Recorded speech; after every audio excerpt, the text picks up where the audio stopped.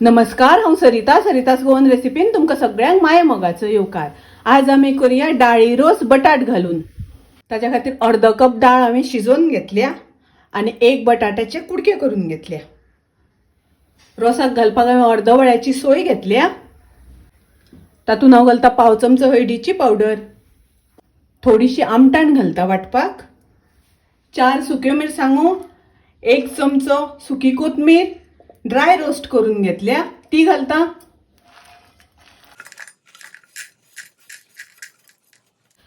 हातून उदक घालून बारीक वाटून घेवपाक जाय।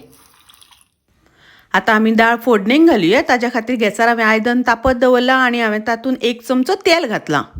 तातूंत हांव थोडोसो हिंग घालता, अर्द चमचो घालता सासवां, करबेलाची पानां घातल्या नंतर तातूंत आमी घालुया डाळ। तातूंत हांव घालता बटाट, तातूंत घालुया चवी पुरते मीठ। आता बटाट आमकां मातशे शिजोवन घेवपाक जाय, झाकण घालून बटाट शिजोवन घेता।